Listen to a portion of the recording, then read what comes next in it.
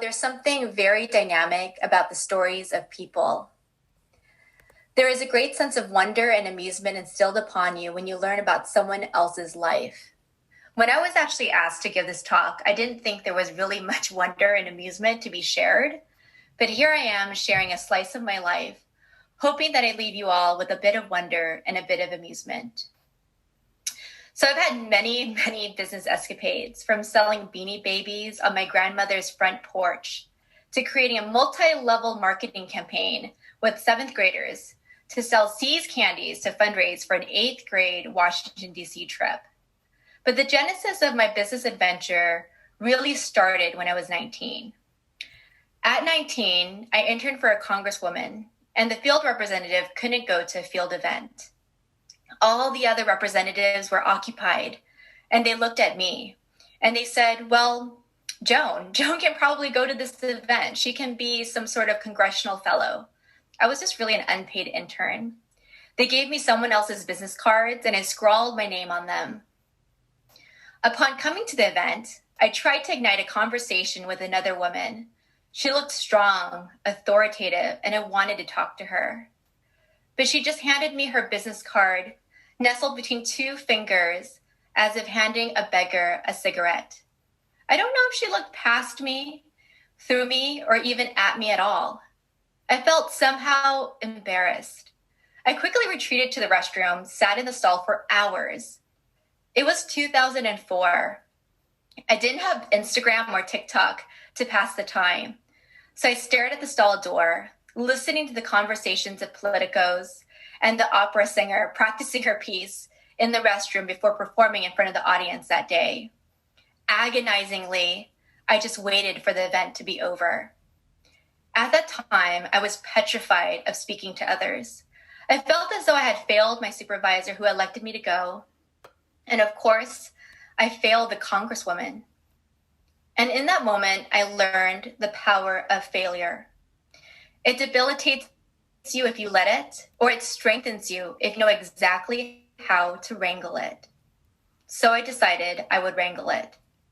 That day forward, I forced myself to talk to anyone, as if they were the most important person ever. I would meet anyone, shake their hands, and say, "My name is Joan Nguyen. It's a pleasure to meet you." During this internship with the congresswoman, I also honed my speaking skills by asking if I could pick up the phone and talk to constituents. Now, this was the summer of Hurricane Katrina, and this is when Hurricane Katrina devastated the Gulf Coast. Constituents asked for help, wondering if their representatives could do more. And then I felt like maybe I could even do more.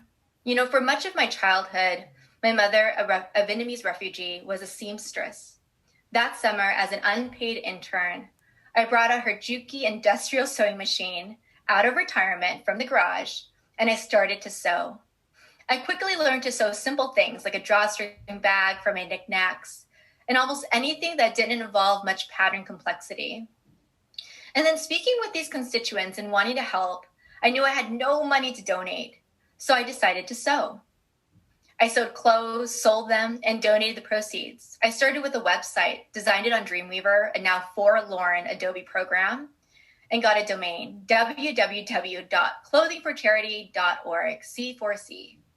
I used social media before it was even called social media, posting on MySpace, commenting, spamming people on banners.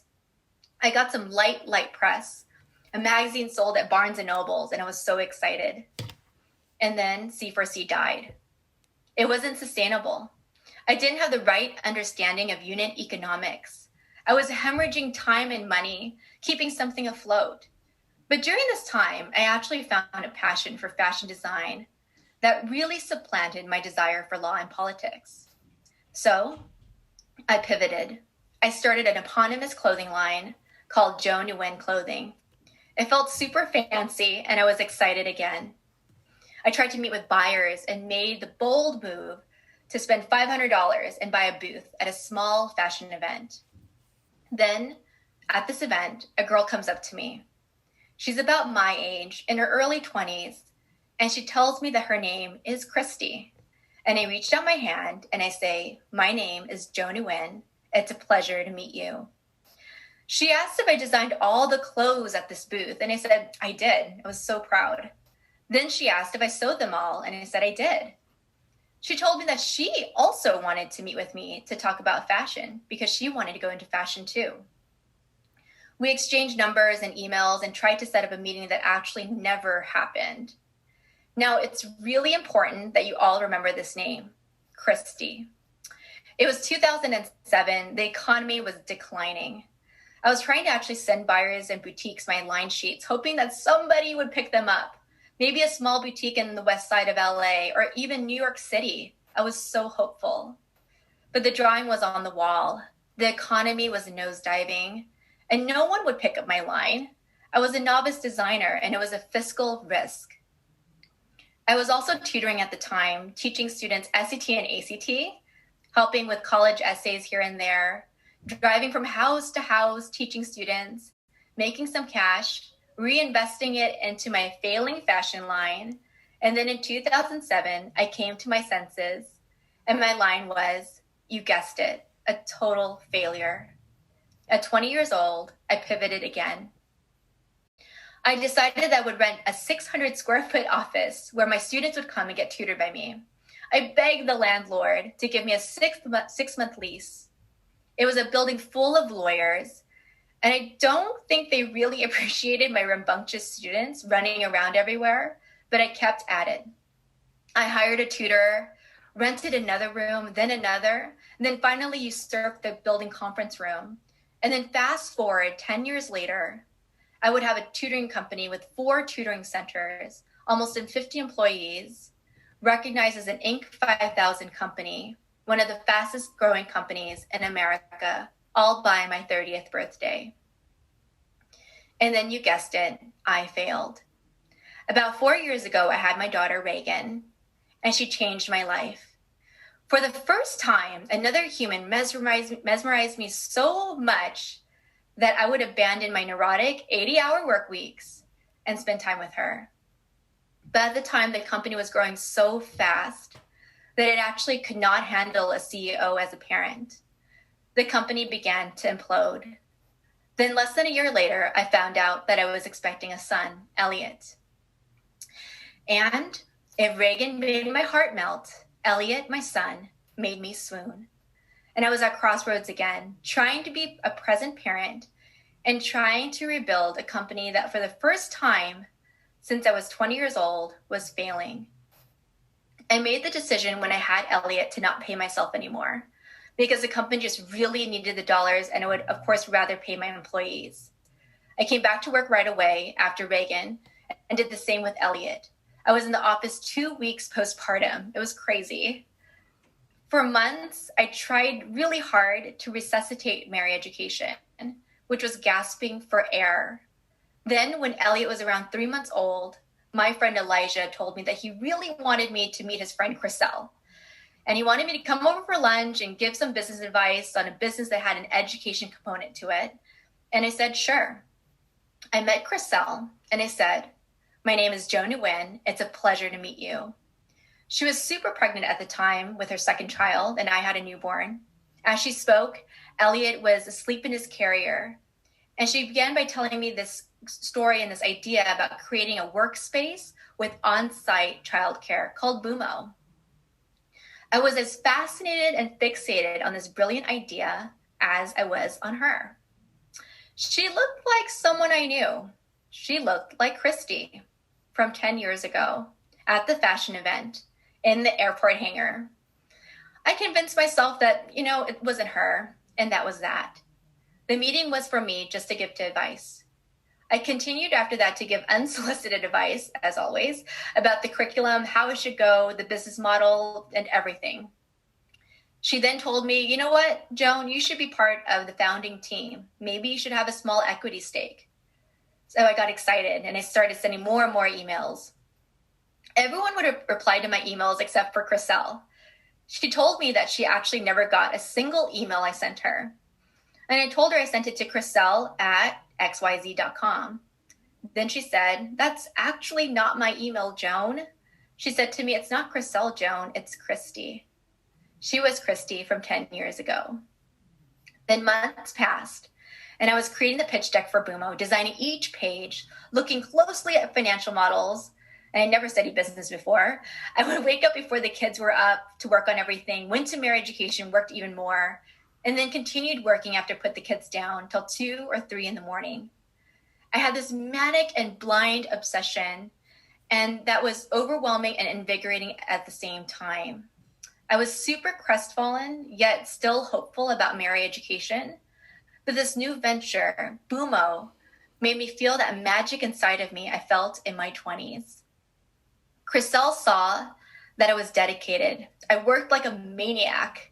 And above all, I got things done. With that said, she said to me that she wanted me to be her co-founder.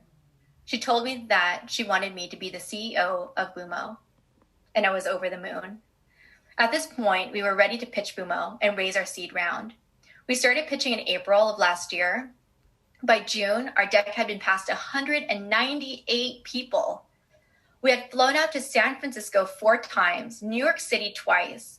We had our fair share of online meetings with investors everywhere from France to Korea, and everyone said no.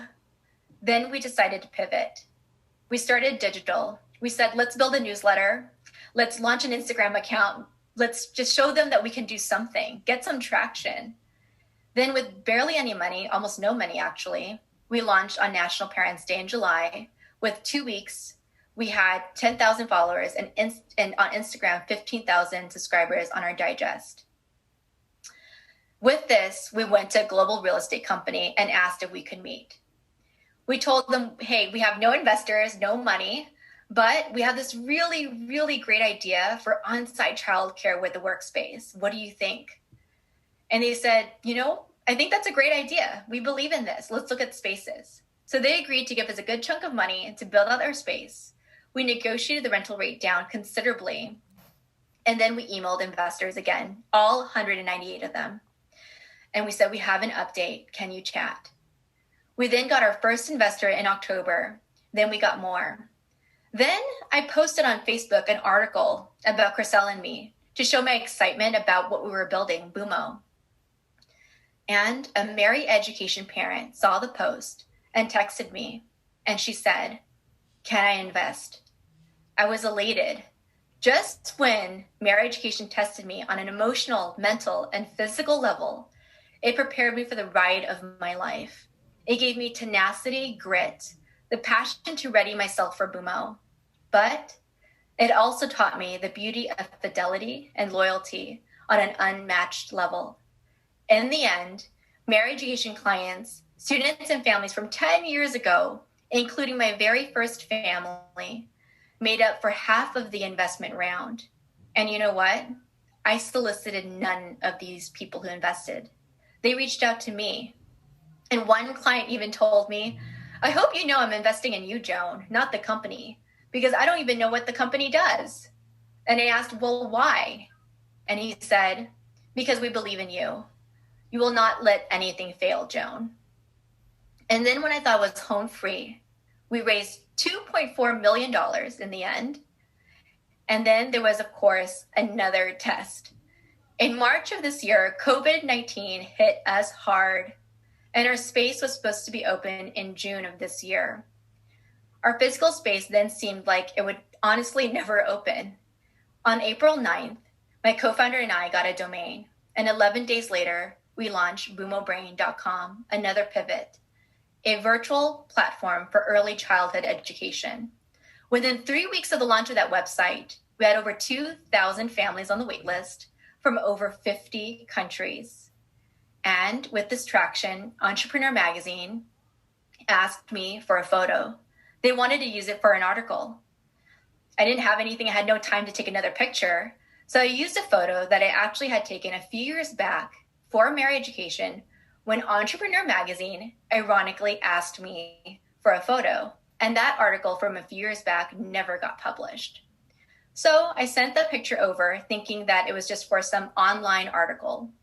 Still super exciting. They actually put my co-founder and I on the cover of the magazine, alongside the CEO of Google and Zoom, among 130 other entrepreneurs who pivoted during the pandemic. Recognize us as one of the entrepreneurs that will change the world after COVID-19. So there you go. Failure is an illusion. It is not the end. It is a test of true success. Failure makes you sharper. It makes you think quicker, think faster. It conditions you mentally and physically in a way that things you read in textbooks will never teach you. So be adaptable, be coachable, be ready to change. You must pivot in the face of failure to forge a way to success. My name is Joan Nguyen, and it's a pleasure to meet you all. Thank you.